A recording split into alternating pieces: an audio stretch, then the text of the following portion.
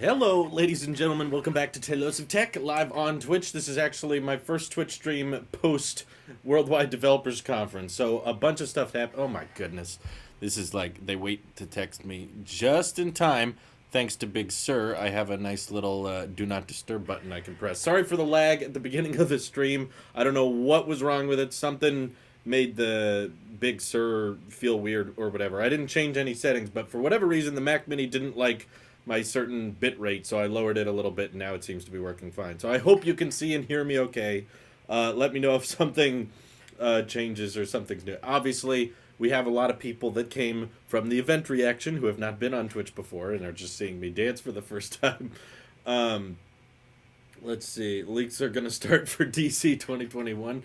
I feel like we have got a crap ton. Oh, you know what? I know what's wrong.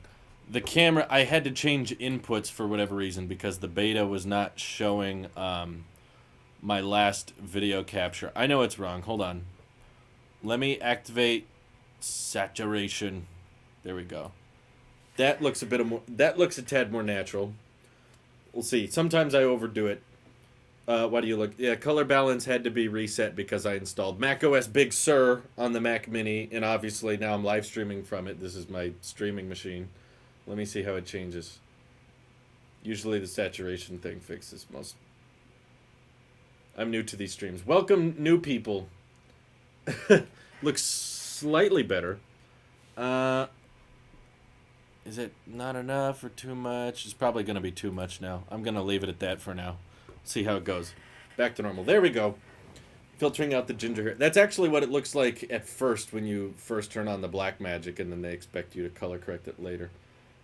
This at least looks a bit more natural, but I think, whatever, you can see me. That's what matters. I think we've got a lot of our Macs that we get to look forward to over the next couple of years because Tim expects this entire transition to take 2 years, which I think is insane if you consider Mac Pro. It feels like it just dropped. I mean, they just launched it, and now it's like gonna be replaced by. Is Apple gonna design their own silicon for the Mac Pro within 2 years? I imagine the Mac Pro would be the last one, right? Feel like MacBooks obviously go first because that's where ARM CPUs kind of shine with efficiency and battery life and that kind of thing. You start off with the MacBooks, that makes sense. But Quo is saying the first ARM iMac is going to launch like early next year, and then after that, just make your way into the desktops or something. Man, it's going to be crazy.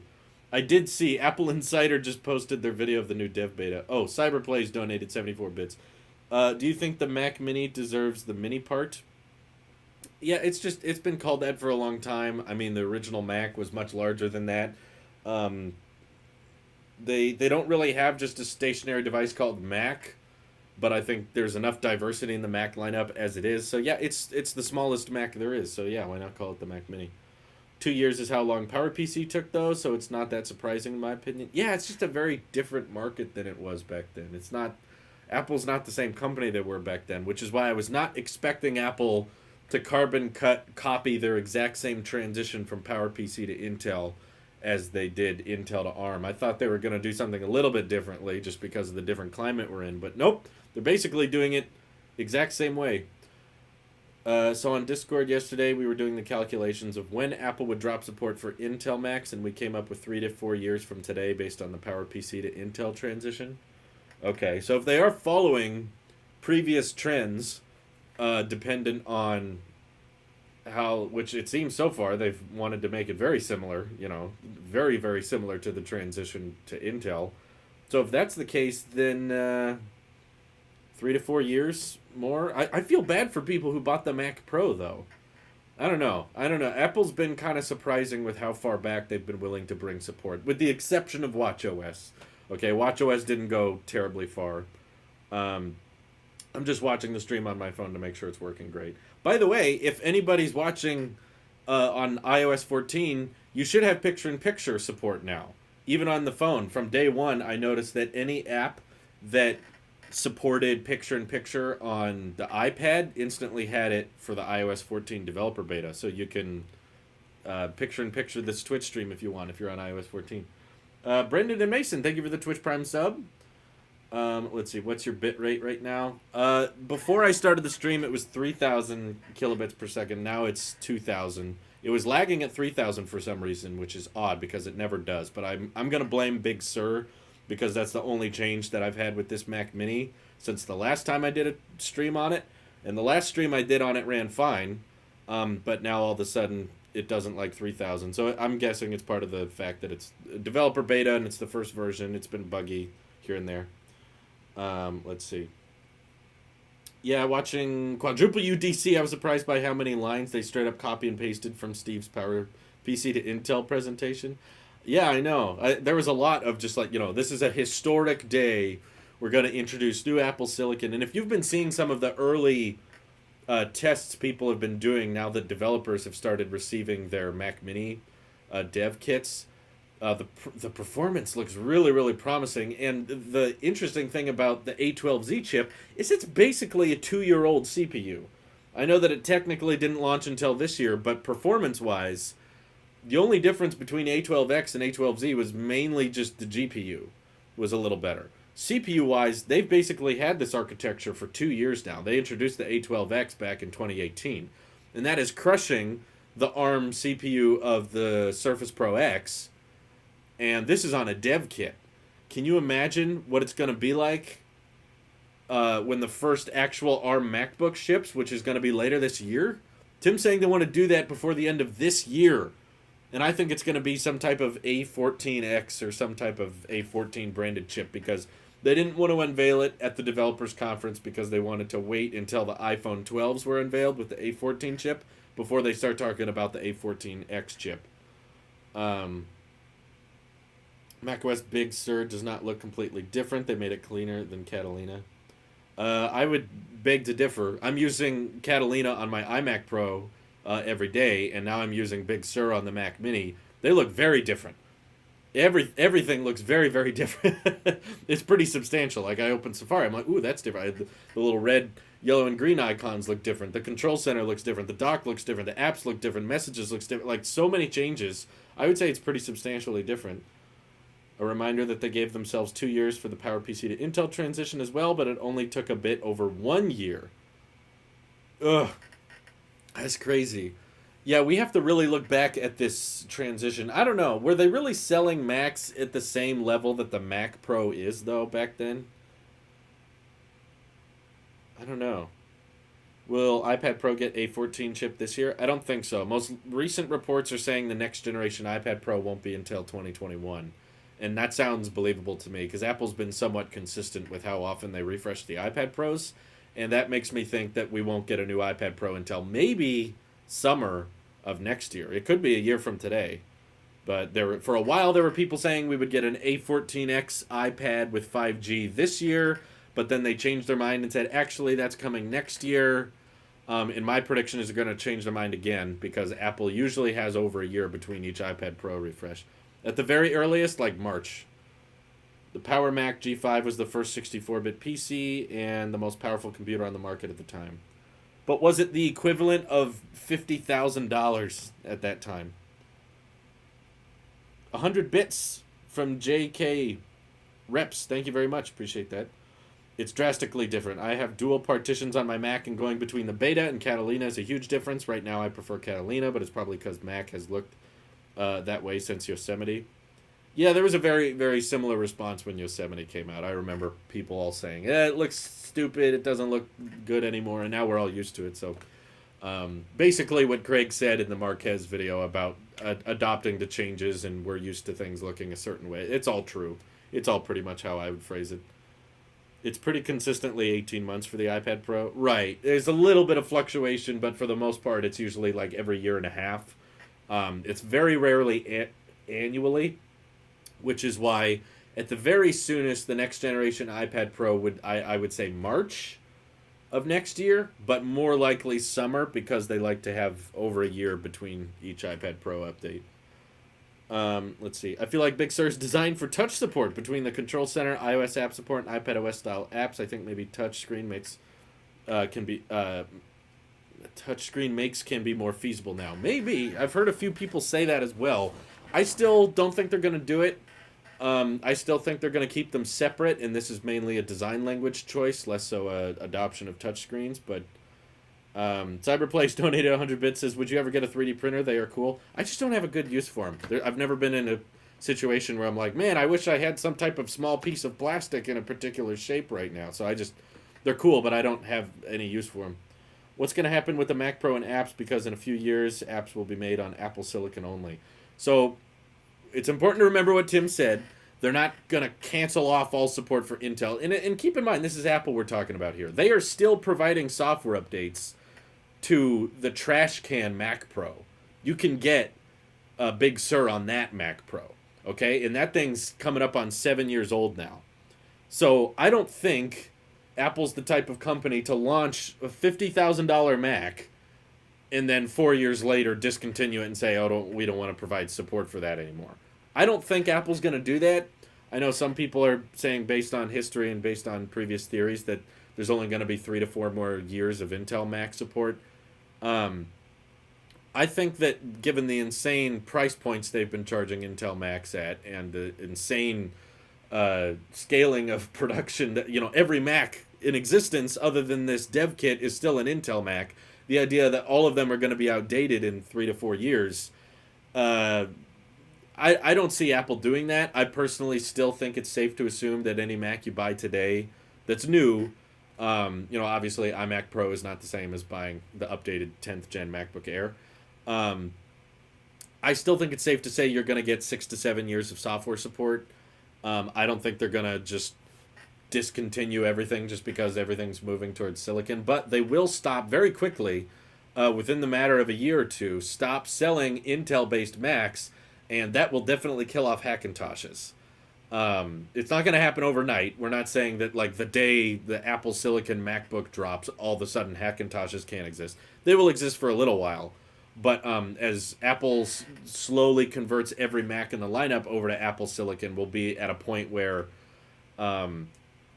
Apple doesn't have to provide the drivers or the operating system for more recent generation Intel Macs, and then the Hackintoshes will be stuck with their older hardware and they won't be able to upgrade it, and over time they won't be able to update it. So it's not looking good for the future of the Hackintosh market. You can print Teslas and Mac Pro trees grader design coasters. Thank you for the bit Cyberplays, but yeah, neither of those things I would be willing to spend any money on. Michael says the G5 started at $2,700 equivalent today and went up to $4,800 equivalent. See, that's my point. That's nowhere near where the Mac Pro is now. The iMac Pro is more expensive than the G5 was. So giving the G5 4 years of support versus giving a $50,000 Mac 4 years of support, I don't know. I feel like they would experience some tremendous backlash for that. I don't think they're going to do that. Some people are asking about gaming on Mac now. It's really never been about hardware. That's what I've constantly had to remind people that are like, so is Apple making a gaming Mac? Does this mean it can do gaming now? It's like, gaming is all dependent on the developer of the games. The companies that own AAA games and popular games, optimizing their apps for the Mac. That's been the struggle of making Macs gaming machines. It's not been about them not choosing the right hardware. If you adopt Metal and you adopt Apple's efficiency software and optimization, you can get games to run on Mac today. Great, even the Intel ones. It's just that most gaming companies don't want to optimize their games for Mac, and I don't know if Apple Silicon's going to change that. Maybe if Apple showcases these new processors and they really put an emphasis on the GPU performance, and there's a pretty decent chance of that. Apple seems to, with their custom silicon department, really understand exactly how to design these chips in a way that makes sense. With the Apple Watch, they've made a chip that's really low powered and allows for long battery life and health features and that kind of thing. And with the iPhone, they prioritize computational photography and performance when you need it, but also really, really good standby time. And with the iPads, they've been able to maximize GPU performance and CPU performance and prioritizing battery life at the same time. So you'd think with Apple designing their own silicon built for the Mac, they'd probably go pretty far out with GPU performance, right? So maybe if they partner with some gaming companies or something, they'll be able to showcase like, hey, even with this low-powered, super thin, super light MacBook, you can get really, really good gaming performance. maybe that'll encourage developers to port over, but I think it's more of a stigma that gaming companies just know there's not that many gamers on Mac, so they're not going to optimize their games for it. There's not much of a payoff. Let's see. Do you think that in the future we'll get a tool that could let ARM Macs run Windows 10 with its DirectX games? Well, you'll still have Parallels, so you can still run it in an emulator. I just don't think they'll support Boot Camp. I'm doubting that. Let's see. My MacBook Pro 2012 doesn't run Metal games well, even though it supports Metal. Well, it's from 2012. That's a little, it's a little different. GPUs have changed a lot since then. So the Power Mac G4 was introduced in 1999 and was supported until 2007. Compare that to the G5, which got 3 years. Oof. I hope they don't do more 3-year Mac support. I think that is just going to tick everybody off. You're down to one monitor now? Not exactly. I mean, can I show you? Yeah, let me tilt this camera here a little bit. This is somewhat of my updated desk setup. I don't think I'm planning on doing a video on this, but I'm actually using Sidecar a lot with my iPad, and I'm using it wirelessly. There's no there's no cables on this thing. I could just pull it off and use it as an iPad when I need to. But if you watched or listened to today's most recent Talos of Tech podcasts, I explained why I'm down to just the iMac Pro. For one, I was like, oh my god, I have HomePods. I forgot. There's HomePods back there. I actually didn't move them. There's one on this side and one on this side. But I felt like I just had way more screen than I needed. And I was just coming up with stuff to put on the screen, and it was kind of distracting me and slowing down my workflow. But sometimes it is nice to have an extra monitor, so I'll just convert my iPad, which, by the way, iPad Pro with the Magic Keyboard, it was on my desk there anyway. So it's not like I've added this to my setup. It's just I had 3 monitors and the iPad Pro plus my phone charging on the Pixel stand. So it was like just too many screens and not really much use for them. So most of the time I use Sidecar and put Discord on here. Sidecar isn't really great for high frame rate things. I probably couldn't edit very well off of Sidecar. But for things like Discord that are mostly static and just messages moving up and down, makes perfect sense. And it works seamlessly with the Mac really, really well. I love using Sidecar because it's just one click. I don't have to take up I/O on the iMac Pro. Also, the desk setup just looks a lot cleaner. And I use picture-in-picture when I'm watching videos and editing a video at the same time. So, yeah, I still have the same monitors. I didn't sell them or anything. They're just sitting on the floor here. But I just wanted to try something new for my desk and just give a more minimalistic approach. So when I'm done with the iPad, I just dock it back then and instantly connects to a Sidecar. So that's that. That's my new setup. Other screens are just on the floor. They're not doing anything, but I'm thinking about letting my friend Wyatt borrow the Predator monitor because it has NVIDIA G-Sync, and I don't have any NVIDIA graphics cards, but his gaming PC does. So I think he could take good use of that, and I'm not making good use of it anyway. It was basically just sitting on my desk running Discord, so it wasn't good use. But he plays games, so I might just let him use it.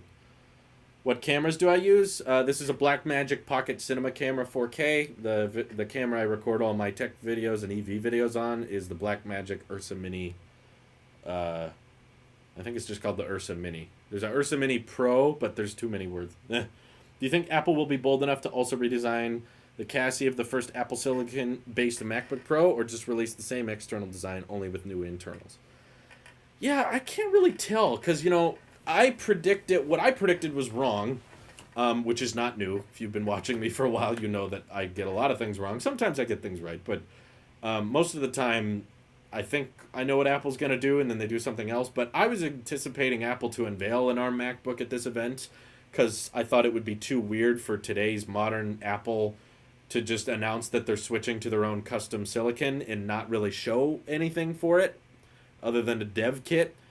I was not predicting Apple to launch a dev kit like they did with just a Mac Mini. Like we said earlier, very, very much similar to the transition from PowerPC to Intel. They're handling it almost identical. So I personally thought it would make sense that if Apple's designing the internals, they would make some type of radical new MacBook design that would kind of borrow some iPad Pro design language, because if they're designing the silicon, maybe they don't need fans because they're more power efficient, and they can redesign it in a way that they they feel the MacBook would be cooler, maybe thinner. They don't have to, they can just kind of make it their own instead of have to build the whole MacBook around an Intel processor, like they have for so long, and AMD GPUs and that kind of thing. But I've been wrong before. So I wouldn't put it past Apple to basically just re-release the 13-inch MacBook Pro, except this time with Apple Silicon. I feel like that might be possible now. Let's see. Now that Big Sur has curved corners on apps and layout, I wouldn't be surprised if the actual ARM MacBook has rounded corners. Maybe. They could do it. I hope there's a big design language shift for the MacBook, too. I think that would be cool. What will happen to the Thunderbolt port? Nothing. They'll switch it to USB 4. It'll still be USB-C, and it'll just maybe not be branded as Thunderbolt, but it'll be the same thing. Okay. Someone's been asking me the same thing over and over again.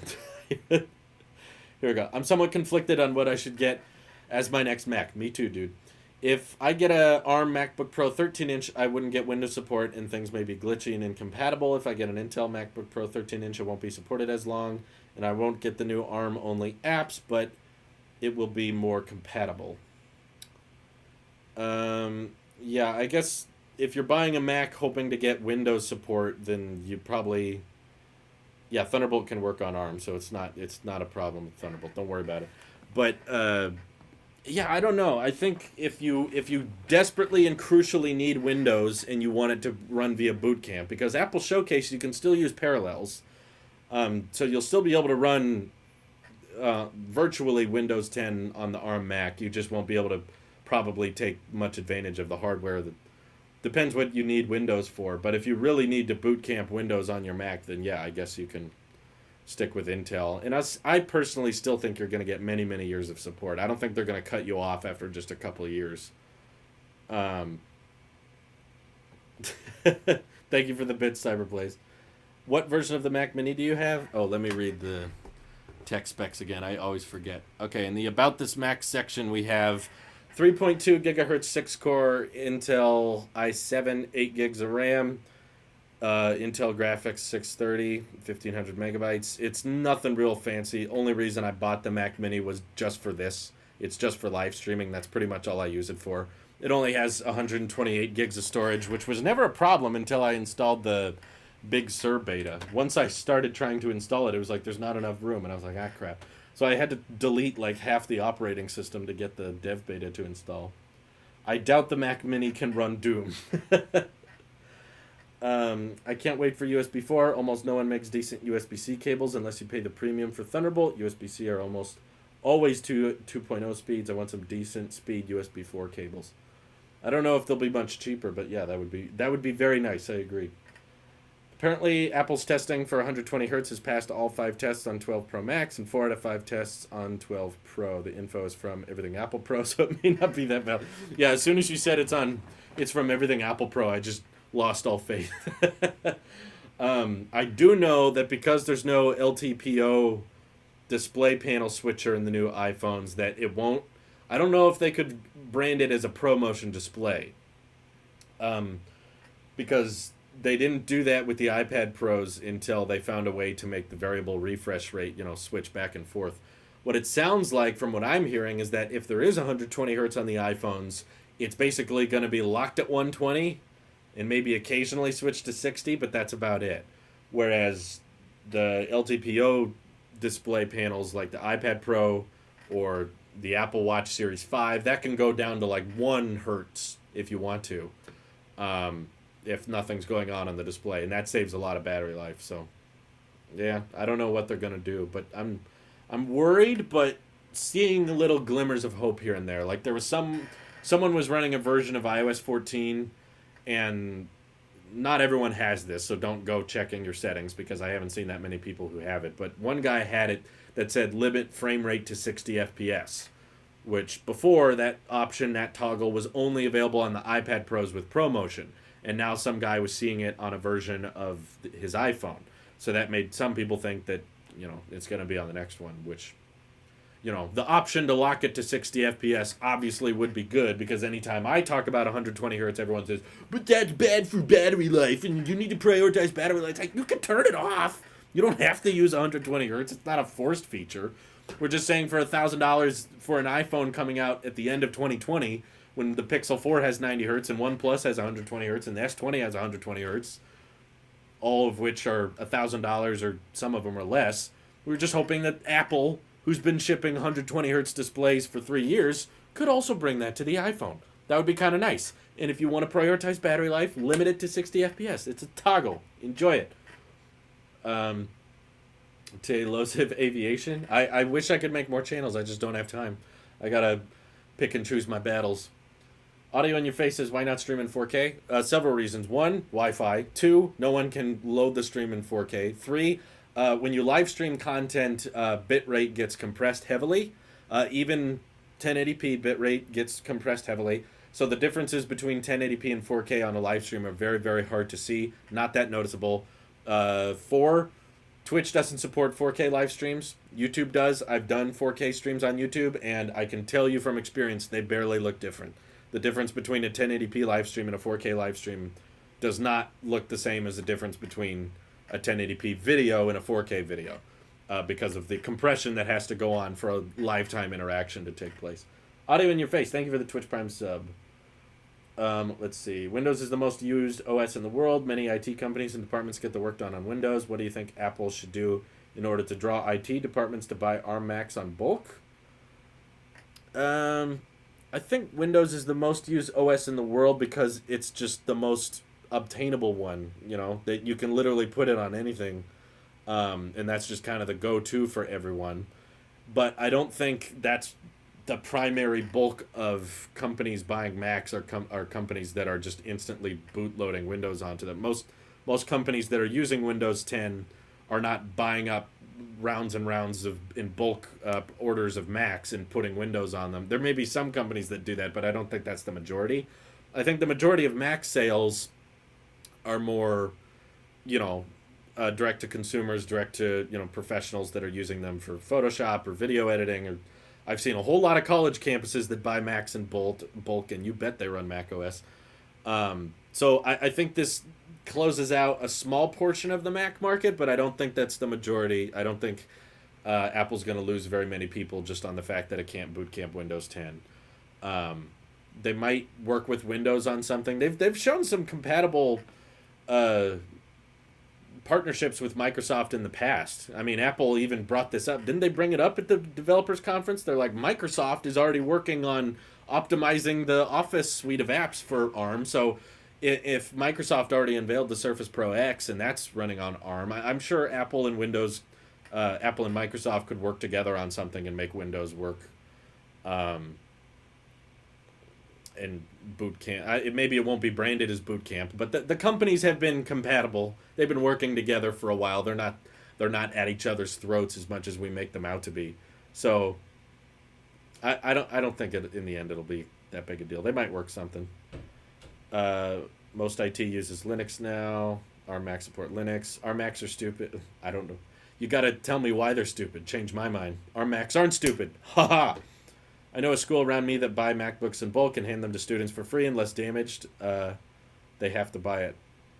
Well, that's cool. They just hand them out. Do they force Windows on all of them?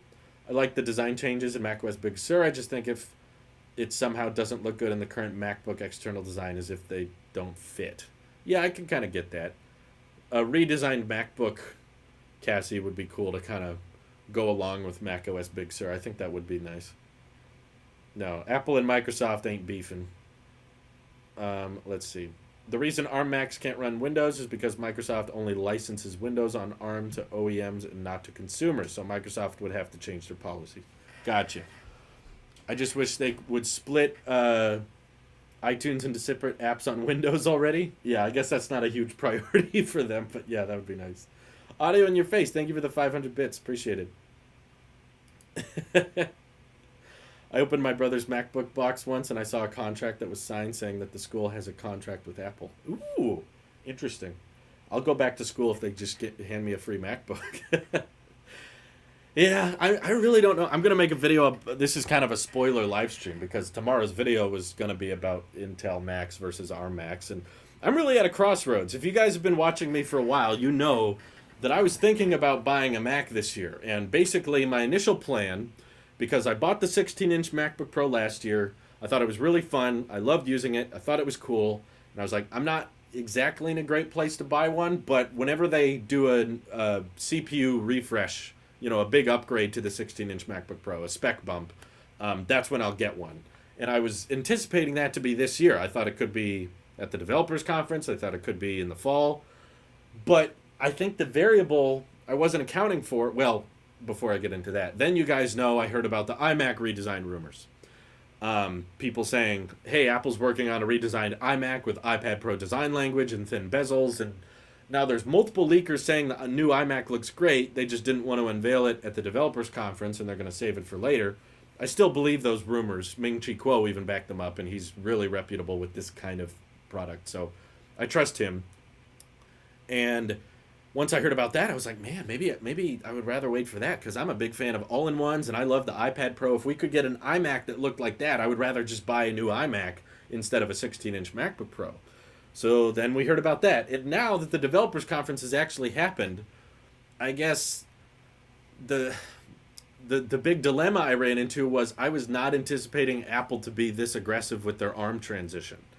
I thought because of the different climate and how many people are using Macs now, and because of things like the Mac Pro, there was no way Apple was going to be able to switch all of their Macs over to Apple Silicon within like 2 years.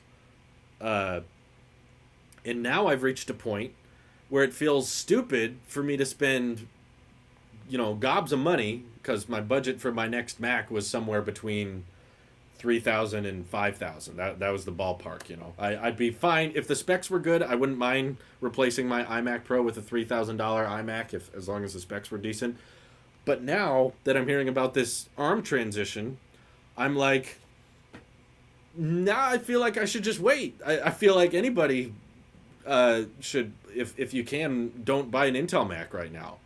Do your best not to, because as we've already shown in this event, this live stream, we already can't really tell what Apple's going to do with the Intel Macs.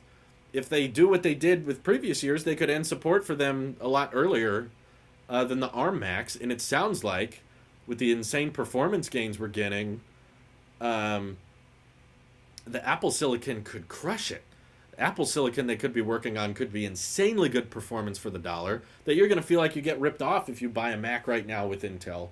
Even though Apple still said that, they have Intel Macs in the pipeline.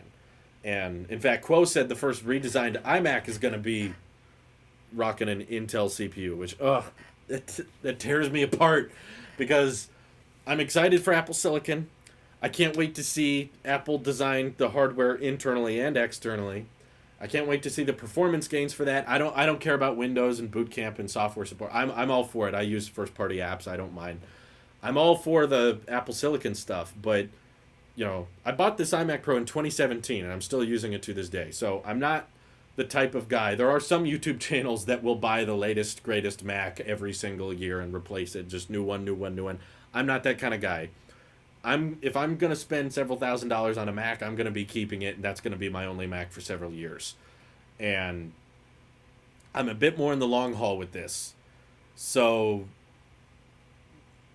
buying an Intel Mac now seems like a bad idea, and I think I'm just going to have to delay my Mac upgrade now until probably until they do an ARM iMac, maybe. I mean, Kuo was saying that could happen in early next year, which I hope it does, but it still seems really close to the Intel launch. I'm so torn on that, because I want a redesigned iMac. That sounds awesome, but I feel like I can't buy it if it's still got an Intel processor. It'll feel like it'll be dated. So I want to see the design, and if they unveil a redesigned iMac, I think I'll definitely buy it to review, but I might have to send it back just wait for the ARM iMac. It kills me. I've waited so long for this, and I gotta wait longer. Let's see. Apple was planning this transition from around 2016. Oh yeah, we know. We were covering it. I remember reading about Apple Silicon in 2017. There were several reporters coming forward saying Apple's going to release their own CPUs for the Mac in 2020, and here they are. They're doing it. Those leaks were all true. How cheap will the ARM MacBooks be? I think they should be $200 cheaper than the Intel base. Now, I really don't think that's the way they're going to do it. I could be wrong. I hope I'm wrong. I think it would be really cool if they started selling, $800, $700 MacBooks, but I don't think that's going to be the point. I think if you're spending under $1,000 on a computer, Apple's going to tell you to get an iPad. They're going to be like, no, iPad Pro or iPad Air, that's what you should get. And if you're spending more than $1,000, then you're just going to get insane performance from the MacBook line. Yes, Apple does save money by using their own processors on the MacBooks, but I think they're going to use that to make better performing Macs per dollar, not cheaper Macs.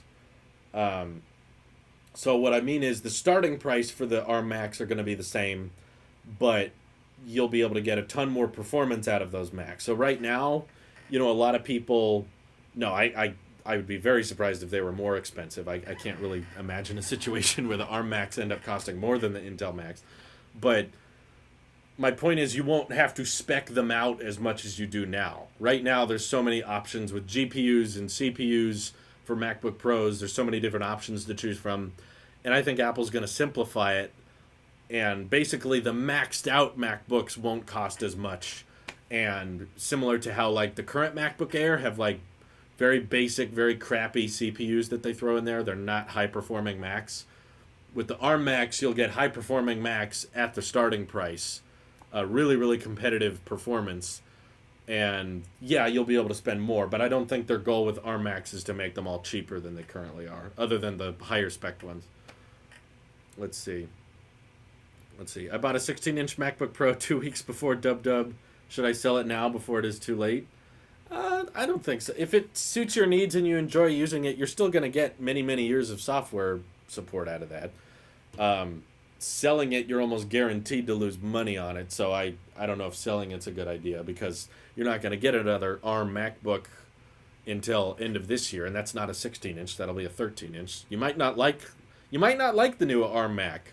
It might come out with some new design language that you're not a fan of or something. So I'd say just keep it. It would be interesting if the MacBooks only will have one processor option instead of 2 or 5. They might. I don't know. It's really interesting because they did say a family of CPUs. They did mention that at the event. They didn't say that there would just be one Mac Apple Silicon chip. So I imagine what they designed for the MacBook Pro might be different from what they designed for the iMac, which might be different from what they designed for the Mac Pro.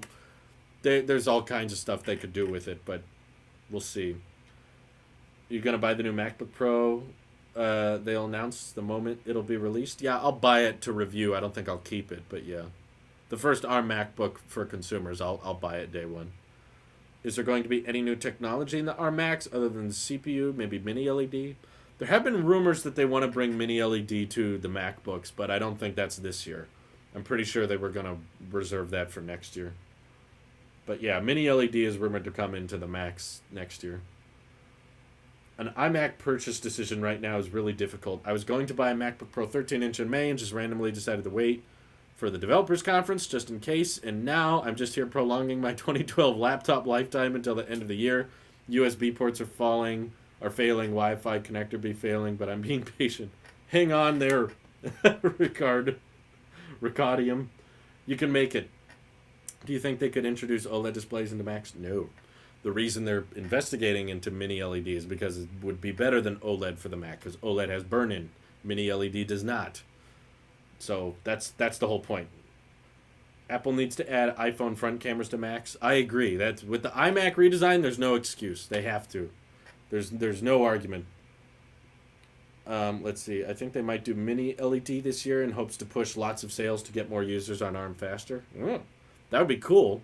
I hope they do. There's not been many analysts or leakers claiming that's going to happen, but as we have seen, lots of leakers and analysts are quite wrong these days.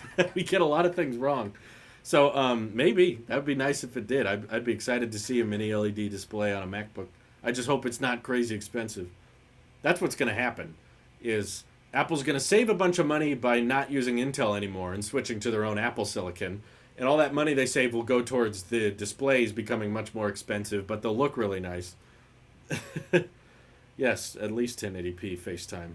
Why not 4K? The iPhone 11 has a 4K front-facing camera. More people are working from home now than ever. Why not give a 4K camera to the Mac? Come on. Linux spoke about the MacBook Air cooling. They noticed the cooling capacity was the exact wattage of the A12Z. Do you think they designed it for that when just throwing a different Intel chip in the board? Maybe. It's a decent theory, though I don't think the ARM MacBook coming later this year is going to have an A12Z. I think the A12Z is just for the dev kit and the iPad Pro, and everything else is going to get a new Mac specified version of the Apple Silicon. I don't recall a scam baiting series. You must be confusing me with someone else, but thank you for the bits. I don't recall that. I don't remember making that. Have you managed to get AirPods switching to work on your betas? I haven't. No, I have not. In fact, my AirPods have been acting very bizarre lately. I don't know if it's something wrong with them that's defective. Like one of them won't charge, and then it will charge if I push them in the right way. It's just they're very buggy. I remember the days when they said they couldn't fit more than 16 gigs of RAM on a MacBook Pro Touch Bar model, so they can definitely give it better cameras. It would require a redesign because the display lid of MacBooks is very, very thin. So if you wanted a better camera, you'd have to thicken up those display lids, which I think they should do, and I think is possible, but with the current design language, I don't think they can. I'm disappointed in my iMac 5K from late 2015. It has screen retention issue, which in Apple's world is just fine and normal. That computer was my dream iMac. I'm honestly thinking about just selling it and just straight up buying 2019, 2020 base MacBook Pro and just add eGPU and ultra-wide monitor in the future. What do you think, Drew? Yeah, I've heard those iMacs have not aged well, and that's why I've kind of done videos about how the iMac has been very neglected and they've done very little with it over the past decade. And they seem to have put a lot of attention and focus into the MacBook Pros, which is why someone like me, even though I don't really have a need for a MacBook, I was planning on getting one just because it was the best price per dollar, spec for dollar performance I could get out of a new Mac, and I was hoping to get a new one because I've been using the iMac Pro for about 3 years now. And I was like, well, this seems like the best deal moving forward. But it sounds like Apple's got some development in store for the iMac, so I'm staying tuned for that. You would mess with scammers that would call you? Oh, I think that was on the Talks channel. Yeah, I just don't get scam calls anymore. I haven't got any. Thank you for the bits, though. I think it was because I changed my phone number. When I changed my number, it's just I didn't get those calls as much. I'm saving for the first ARM MacBook Pro with the intention of buying it as soon as they are released, but at the moment I know I'll just step back and wait to see what everyone else experience with it is like, and I'll have to wait even longer. But if you, not if you're buying it as soon as it's released, then you get it with everybody else. The question with future ARM MacBooks would be whether or not they include a fan. It's interesting. I have a feeling they won't. I could be wrong about this. I know I say that a lot because it's true, but I have a feeling that because of the power efficiencies of the ARM processor, Apple's going to do their best to find a way to not use fans in the MacBooks, because just think of the performance you got out of the A12Z on the iPad Pro. And that's with a much smaller battery and a much thinner design. So if the MacBook can be larger with a larger battery and be thicker, I bet they can get some extreme performance out of a fanless MacBook. I don't know. I think they're going to try not to if they can, because they love Macs that run silent, and they know the memes and the criticisms they get of, the current MacBook Pros when they're exporting something. The fans start blaring and your MacBook sounds like a jet engine. I bet they're aware of that, and they're going to try to ignore that if all possible. Fanless is always nice because you absolutely don't have to worry about dust getting in there and make the performance worse. That is true. And also, you don't have to worry about sound. I guess it just depends on how how hot they end up running the Apple Silicon. Are you looking forward to buying an ARM MacBook Pro? Yeah, I mean, that's not what I'm planning on buying and keeping. I'm excited to see what it looks like in the design change, but and how well the performance is. I'm excited for all the new hardware. This sounds like there's going to be a really, really packed hardware event next, which is another video I have scheduled, talking just about how much hardware is going to be at the next Apple event. Yeah, picture-in-picture works with Twitch on the iPhone if you're on iOS 14. My stream is still running here. I got me on here, and I can just swipe up and whoop, keeps running. It's cool. Can keep me running. Nice. Yeah, I don't think AirPower is coming back either. Still, do you think they will have headphones or a charger in the iPhone box this year? No, I don't, because Ming Chi Kuo, he's not perfect. He gets a lot of things bumpy when it comes to timelines, but when it comes to iPhone and displays, especially with Mac, he got a lot of stuff wrong. I mean, he got a lot of stuff right last year, and he's gotten a lot of stuff right consistently with the iPhone lineup. And when he's saying this close to launch that Apple's not going to have a charger or headphones with the iPhone, it sounds believable to me. I could buy it. I also think that it's possible Apple will have some type of bundling deal. Like when you're buying an iPhone, they'll let you buy a charger half off or significantly discounted, or AirPods significantly discounted, doing some kind of deal. But is that all the 4 iPhones will not ship? I believe he said, yeah, Bear Clays reported the same thing. They also said the iPhones won't ship with a charger. So there's not that many people disagreeing with this leak. And there's a lot of people saying, and there's several leaks claiming it is going to happen, which I think encourages. There was a lot of people doubting it today in today's video, but it was really funny to see people's reaction to that title. At first, I was just going to title it iPhone 12 News You Won't Like. And then I was like, I don't like how clickbaity that is. So that's when I added iPhone 12 News You Won't Like, no charger. I was like, not gonna BS anybody, not gonna trick anybody. When you're clicking the video, you know exactly what you're getting into. And I do genuinely enjoy playing devil's advocate on that subject because I'm just in the department that really could not give a crap about what they include with the iPhone because I have way too many chargers. And I know that may be a tech community thing, but I've seen a lot of people agree with me. I've seen Barclays, however they pronounce it, I don't know. I've seen so many people comment and tweet in response that say, I've got way too many charge bricks and I've got so many lightning cables. I don't care if they don't ship a charger with it because I'm just in it for the phone. And a bunch of people that are probably in the exact same boat that just think it should come with one anyway. I think they have a predetermined anti-Apple mindset going into it that just like, it should come with a charger. It's like, well, do you not have a lightning charger? And they're like, oh, no, I have one. So what's the problem? It's like, I just think it should come with one. So do you want 2 chargers with the phone? Were you planning on using that 5-watt charge brick? No, I wasn't planning on using it, but it should still come with one. It's like, having extra cables is nice, but it also contributes to e-waste, which is a growing problem. And Apple cares about the environment, and there's more and more cables that are ending up in boxes. No one is using them, and however much they cost, it doesn't really matter. The important thing to know is you are paying for them. Whether or not you use the cables, whether or not you use the chargers, you are still paying for them every time you buy a new iPhone. And Apple is forcing you to pay for them. Now, this year, they're considering not forcing everyone to pay for them and just having people who need them pay for them. Which, honestly, I think is a fairly small number of people. Because I think the vast majority of people buying the iPhone 12 is a previous iPhone owner, so they already have a lightning cable and they're just going to use their old charger. It's not that big a deal to just keep using the same charger you already have. Or 2, they already have a charge brick of some kind that they can utilize.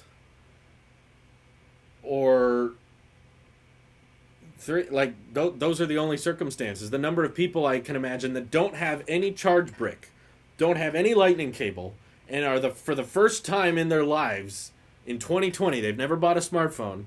They're finally buying an iPhone 12. Okay, that person has to spend an extra $10 on a brick. I don't think it's the end of the world. I don't think this is going to drastically impact sales because when people are buying a new phone, they're mainly buying it for the phone. They're not buying it for the charger that comes with it. And it doesn't really matter how much the 5-watt charge brick costs. It has more to do with e-waste and how many people are... There's a good chunk of people not doing anything with those charge bricks, and they're paying for them. And they're just going to sit in a box somewhere. So I think it makes sense, but I understand because people are like, oh, they've always shipped with a charger. They always ship with a charger. You know, people are hesitant to change. It's very similar to the headphone jack removal, and eventually we all just get used to it. With chargers being so plentiful and so many people upgrading their iPhone this often, it's just I can see why Apple doesn't want to do it. Let's see. Well, they released iPhone 11 and 11 Pro with the same chip. Why not the Max? Because I think performance is more of a major factor with which Mac people get, and performance doesn't matter that much with iPhones. So, I wonder if the phone box will be even thinner now. That would be cool. I think it'll be nice if they have really, really thin iPhone boxes. What if it's an 8-year-old's first phone? Okay, then they got to spend an extra $10. What's the big... I won't miss the useless 5-watt bricks. Me either. I have got a ton of old charge bricks that I never use and I never do anything with. But again, for the people, I don't think the majority of the people buying the iPhone 12 are buying an iPhone for the first time. I don't think that's the majority. And if it is, if you've never bought an iPhone before and this is the first one, okay, you got to spend an extra $10. I think it's much better for the environment that way. And it's much better from a cost perspective because Apple has to pay to put all these chargers and adapters in every box. And that cost that Apple has to pay for gets offloaded onto the consumer.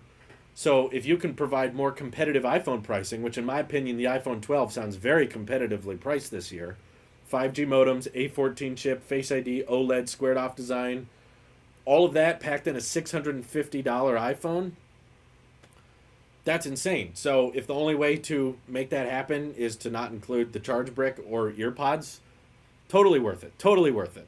It's a little bit, it's a trade-off, but the trade-off is absolutely something everyone would do. Like if they let you remove the charger and earpods from the iPhone at checkout and it saved you $30, everyone would do it. I bet 90% of consumers would do it if they were like, you can save $30 if you don't buy a charger. They'd be like, oh yeah, I'll just charge it myself. Tax and shipping is still there before. That doesn't impact. Thank you for the bits. If you buy a phone for at least $650, buying a charging brick for $10 to $20 really shouldn't be the issue. If you have to think about these $10 to $20, you shouldn't buy it. Yeah, if 10 to $20 is differentiating you on whether or not you want to buy the phone or not, then yeah, why are you spending that much money on a phone?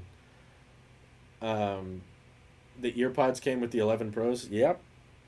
And I bet pretty much every 11 Pro and 11 Pro Max owner did not use the Lightning earpods. Run a Twitter poll about asking people if they would opt to not include the charger and save money if it were an option. Oh, yeah. Well, I could run a Twitter poll, but I can almost guarantee it. If it's like, if the iPhone was $30 cheaper without the charger and earpods, yeah, I bet everyone would do it. Everyone would be like, oh, yeah, I've got headphones. I'll just use my old ones. Save money. I'm kind of confused about these ARM Mac leaks. Is the first ARM Mac going to be a 12-inch MacBook or a 13-inch MacBook Pro, or do you think it's going to be something else? So there's a bit of conflicting reports. I trust Quo because Quo's report came out before the developers conference and it lined up with Tim Cook's timeline. So thankfully, because of Apple announcing stuff, we can actually confirm certain things. So for one, an ARM Mac is coming before the end of this year to consumers. We know that. It's official, thanks to Tim Cook. It's no longer a mystery. We know that is for sure happening. Ming-Chi Kuo, who has a decent track record, I think is very, very reliable, he said that the first ARM Mac is going to be a 13-inch MacBook Pro dropping in Q3, Q4 of this year. So September, October, November in there. Other people have predicted, I haven't really seen many leakers claiming that it's going to be a 12-inch MacBook. There were just a lot of people assuming that because the 12-inch MacBook was fanless and because it's been discontinued and they don't want the Osborne effect on the MacBook Pros, as in like, you know, announce the ARM MacBook Pro and then no one wants to buy any Intel MacBook Pros. I think Apple's already going to get an Osborne effect here. So that's why I think it's safe to assume probably the first ARM machine is going to be a 13-inch MacBook Pro. Another positive is if you buy your iPhone in another country, let's say on a holiday, and come back to your home country, you can buy your own charger there with your own country adapter type with less e-waste that way. That's another one. That's another good one.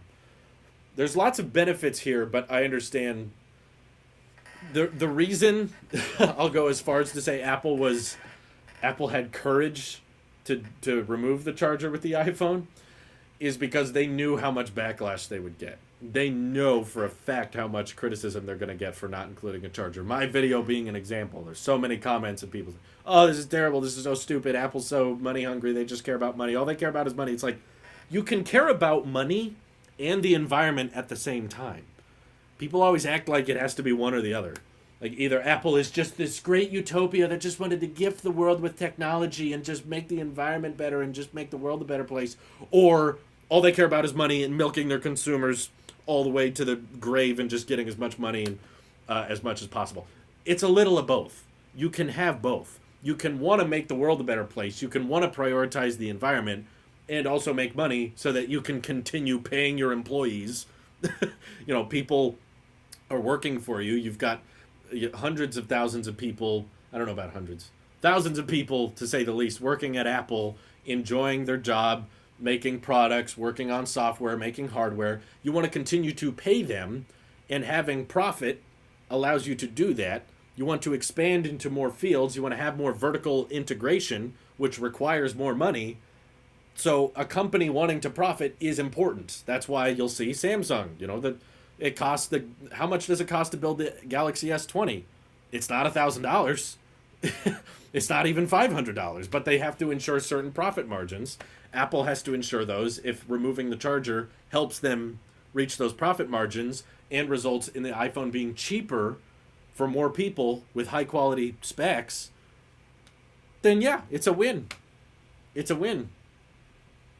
I can't wait for the Samsung ads against Apple for not including the brick, and then 2 years later delete the ads because they do the same thing. I know. I predict every other Android company is going to do the same thing within a couple of years. If you think Apple wants to care about the environment, what about replaceable batteries and AirPods, which normally end up in e-waste? That would be good. I'm sure they would want to do that if possible. It's just not super feasible. It would require a lot of redesigning and engineering to make AirPods somehow battery replaceable. The good news is AirPods are very, very, very small, so they're not a huge contributor to e-waste. I think a larger contributor are cables and wires that are shipped with every single iPhone that not everyone's using.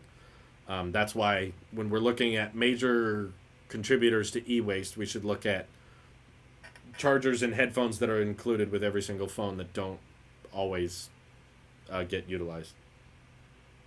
Let's see. Again, I suggest letting us choose our port at checkout. Yeah, I think the manufacturing of that would be too complicated. They do need to streamline it a little bit. I'd be in favor of replaceable batteries on AirPods. Don't get me wrong. I'm not against that. I just think that making things modular or replaceable when they're very, very small, especially AirPods, is very, very difficult to make it work.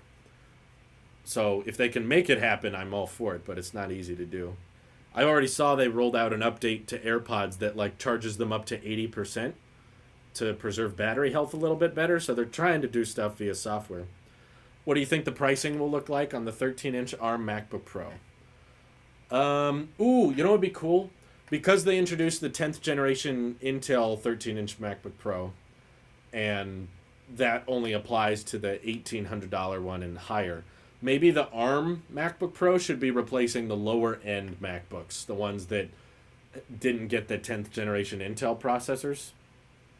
So they'll just replace the lower-end one. So I'll say $1,300. I think the ARM MacBook Pro, the first one for consumers, will be $1,300. That's my guess.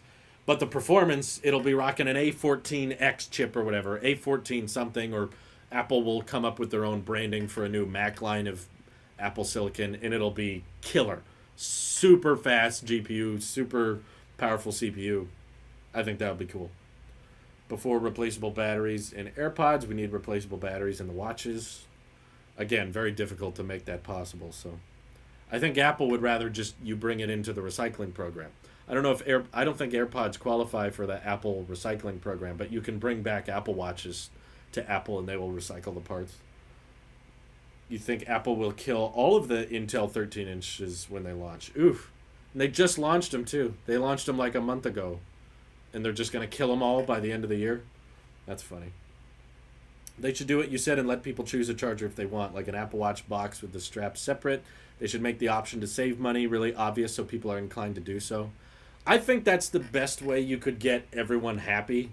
Like, at checkout, discount chargers significantly. So I'm not saying lower the price for everything because that's unrealistic. But if you're buying an iPhone and you want to get a 20-watt USB-C charge brick, it'll only cost you like $15 instead of 30. And that will discourage people from getting it because it's an extra $15. So it basically means, well, do you have a lightning charger? If you have one at home, please use that one. If you absolutely need your own charger, okay, have a fast charger at a discounted price. I think people would be still mostly upset about that, but overall it would be a win because it was like, okay, now you can get a fast charger for really cheap. It's only $15. So no actual upgrade to the looks. I still think there will be an upgrade to the looks because I don't think the 13-inch MacBook Pro will have any fans, and they could make it more rounded off and, I don't know, maybe add Face ID or something like that to it. Just give it a more futuristic MacBook look. But there's very little leaks telling us about the first ARM MacBook design, so I don't know. I don't know what to think. Do you think there will be an AirPods X Pro version with ANC? Oh, God, I don't know. There's been so many leaks about new AirPods coming out, and none of them have come out. So I don't know what to think about all these AirPods reports. Let's see. I think it should be the opposite. The phone is $650 with charger and $620 without. That way, it doesn't feel like you are paying more for the charger, and the people without the charger feel like they get a discount. I don't think Apple would make it that simple. I think that they're going to leave it out by default, and you have to opt for paying extra for a charger. That's how they're going to see it, in my opinion. You can only choose one. An Android flagship with a flagship MacBook Pro, an iPhone flagship with a flagship Windows laptop. I think I use my iPhone more, so I'd probably stick with the iPhone. Luckily, I don't have to choose. A 13-inch with a 6-core ARM chip, 16 gigs of RAM, 256 gigs of storage for $1,300 would be excellent. I don't know if we'll have 16 gigs of RAM. I feel like ARM has really good RAM management, so they might still leave it with 8 gigs by default, but we'll see. I still think it'll be... The first ARM Mac will be like killer performance for the money. And we'll get really, really promising results because the A12Z chip is basically 2 years old, and it's already smoking a lot of PCs for the price. And that's being shipped on an $800 tablet. Imagine what they can make on a $1,300 laptop. It's going to be crazy. I'm really, really excited for it. But yeah, it sounds like the next Apple event is going to be so much hardware to talk about, which is cool. Or there was a bunch of leakers wrong about all the hardware we're getting. With how cheap the Mac Mini dev kit was, I would expect the MacBook Pro to stay at $1,299, but come with 16 gigs of RAM and 512 gigs of RAM at the base model. I don't know. I don't think we should consider the dev kit price as a example of what Apple ARM hardware is going to cost, because the dev kit, for one, you can't keep it. So Apple will send you the dev kit to work on, but you have to send it back. It's also exclusively for developers, and you have to apply to get it and then get approved in order to receive one. So Apple doesn't care about profit margins on the dev kit. The $500 is basically just a ticket to test it, but it's by no means, I think, a reflection of what the Apple-based, ARM Apple Silicon stuff is going to cost. Did you see the benchmark of the developer Mac Mini with Apple Silicon? Yeah, I saw the promise, the first, what's it called? Benchmarks look really, really good. I think it looks promising, and that's on an old CPU. Let's see. Randomly just came across your channel. I repair iPhones. A phone should come with a charger, especially if it's Apple with their planned obsolescence. Green line down the screen is their new denial. At least you could sell the charger when your phone is forced into redundancy, like in your channel. I disagree, because you're assuming people are going to go out and sell their charger, which people are lazy. They're not going to do that. For two, there's a huge number of people buying iPhones every year that already have iPhone chargers. So including a charger with every single iPhone is contributing to e-waste, which is a growing, larger and larger problem. And three, if it allows them to price the iPhone more competitively against alternatives, then I think in the end it ends up being worth it because they've been shipping the same cables and the same chargers for 8 years now. I think the number of people that don't have a charge brick or a lightning cable that are buying an iPhone is very, very slim. It's not that common. Um, and I don't think Android has more planned obsolescence than Apple does because Apple supports their software on iPhones way longer than Android does. Android, you're lucky to get 3 years of support, whereas Apple provides like 6 years of support. They provided 7 years of software support on the iPad Air 2. So I didn't see them slowing down the CPU to preserve battery health as planned obsolescence. I saw them as trying to make best use. They could have just discontinued their old phone. That's what Samsung does. Apple was trying to prioritize battery health on those older iPhones because they were shutting down unexpectedly and they were slowing down the CPUs. But people just took that as, oh, so you want me to buy a new one? It's like they were trying to prevent unexpected shutdowns. On Android phones, they just give up after 3 years. They're just like, we're not going to update you anymore. That's way worse planned obsolescence, in my opinion. So I don't. They're getting a lot of pressure from the EU as well to not include a charger just because of how much e-waste it causes. So I think it's a win for the environment. I'm fine as long as they come with an actual cable, and that's what the leak suggests. The leak suggests they're still getting a wire. You're just not getting ear pods. The Galaxy S7 is 4 years old, and it got its last Android update 3 years ago for a $700, $800 flagship. I know. Androids are far worse when it comes to long-term support. I don't know why no companies go after them for planned obsolescence when they stop updating them after 3 years. But they get after Apple for trying to preserve battery health for 4-year-old iPhones. The iPhone SE, which came out in 2016, the iPhone 6S, which came out 5 years ago, is still getting features with iOS 14. You can't name me one Android phone from 2015 that's still getting software updates today. Yeah. You guys know how I feel about it. Anyway, appreciate the donations and the Twitch Primes. Hope you all have a great, excellent rest of your day. Thank you all for watching. Hope you stay safe out there. Stay clean. Take care, everyone. Bye-bye.